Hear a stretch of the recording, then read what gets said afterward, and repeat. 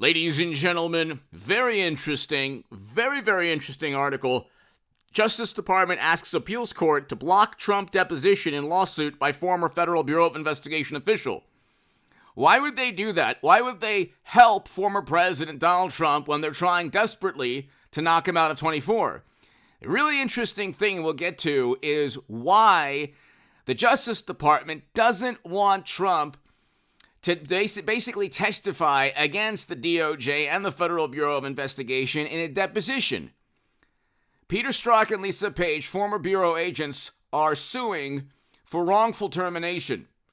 Okay, the Justice Department has asked a federal appeals court, this is NBC News, Tuesday, to block a judge's decision allowing former President Donald Trump to sit for a deposition related to a pair of lawsuits filed by former Federal Bureau of Investigation officials Peter Strzok and Lisa Page. One of these officials apparently texted, and this is the New York Post, The Hill, a whole bunch of publications have reported on this, the words, "We'll stop Trump." They were talking, both of them, and one said, he's not going to become president, right? And then the other said, no, we'll stop it from taking place, essentially. And so that's essentially what was texted. We'll stop it is, I think, verbatim what was texted. So you have text messages where people are actually conspiring, according to these messages, to stop Trump, stop a Trump administration from taking place. Now, constitutioncenter.org is the Comey firing causing a constitutional crisis. May 10, 2017.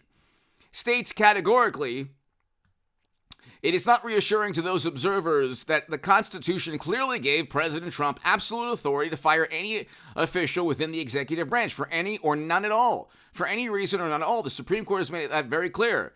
So in no sense was Comey's dismissal unconstitutional. Of course, this was written before we found out that Clinton purchased a Steele dossier and the DNC purchased a Steele dossier, and both were fined by the FEC. And before both Michael Horowitz and John Durham found that he should never have been even investigated. It was a complete setup. They framed him. He was never an operative of the Kremlin, just like President Obama was never an operative of the Kremlin when he wanted a Russian reset in 2008. Okay? The hawk there was George W. Bush and McCain. Those were the hawks against that country. Then, of course, Democrats changed their tune because they lost in 2016 to Trump. And so the issue here is the Justice Department, and hit subscribe to this channel right now because it's very interesting. And this is pretty awesome. The Justice Department doesn't want Trump to testify that Strzok and Page and McCabe and Comey and others set him up and framed him. And the Justice Department doesn't want Trump to divulge any information about what he knew regarding the Federal Bureau of Investigation's efforts to take him down, to set up his presidency, to tarnish his tenure in office. The interesting thing is the truth about how they tried to set him up and frame him, accusing him of something he never did. So the person who told the truth the most in 7 years was Donald Trump, not media. Media has been pretty much wrong about everything for the past 10, actually 20 years. You can look at what media, you can look at the obsession. Whenever media has an obsession about something, they're almost always wrong. WMD, they were wrong. Then Clinton winning in a landslide, they were wrong. Then Trump being an operative of the Kremlin, they were wrong. Then the shutting down economic activity, they were wrong. Then other issues that RFK Jr. and others discuss, media and the wonderful, highly educated, morally superior, almost always apoplectic among us, were wrong. And so you look, ladies and gentlemen, the really interesting thing is, here you have Strzok's attorneys have pushed for Trump's deposition as part of a 2019 lawsuit against the Federal Bureau of Investigation and Justice Department to determine whether Trump met with and pressured Federal Bureau of Investigation and Justice Department officials to terminate him or urged any White House aides to do so. But he was the president of the United States, so he had every right to do so. the pressure did not come. When you look at it politically, the pressure didn't only come from Trump. The entire planet found out that you had specific bureau officials who despised Trump. It's really interesting. I believe they're MSNBC or CNN pundits now. The entire planet knows that they were former agents who wanted to either take down Trump's presidency, stop his presidency from taking place, or tarnish his presidency by accusing him, along with Brennan and Clapper, of things he didn't do. This is not rocket science. Everyone knows this. They did so legally, however.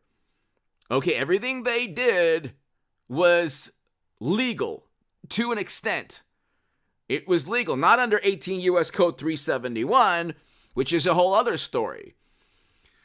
If you utilize your post in the United States government for something other than, what the government position is for, to deceive or to, for example, to go after political opponents, which is what happened with Trump. They went after Trump, okay? And then when Trump defends himself, it's, oh my God, he's an authoritarian. He's going after his direct political rivals. Well, that's after his rivals tried to set him up and frame him.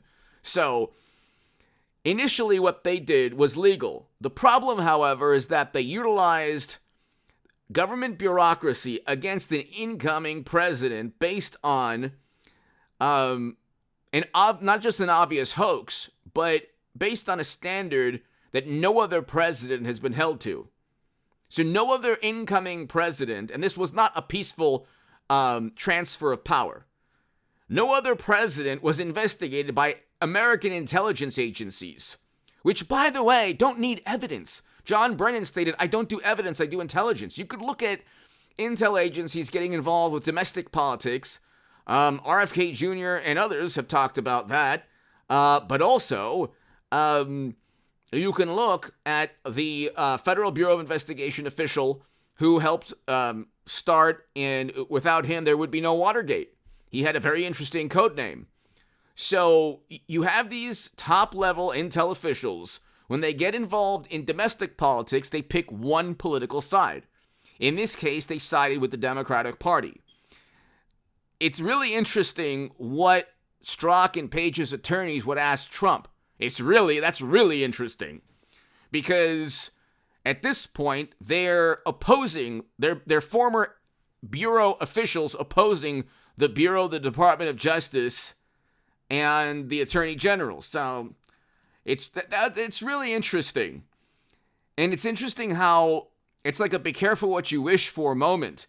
You have Trump as, in a deposition, and if you ask him specific questions to make the DOJ look bad, to make it seem like, or the Federal Bureau of Investigation, to make it seem like it was his pressure, then the Federal Bureau of Investigation and the DOJ have to then come up with further reasons why these agents were expelled or kicked out of the Bureau and of the U.S. government, which would also be quite interesting because they're suing for essentially wrongful termination, from what I understand.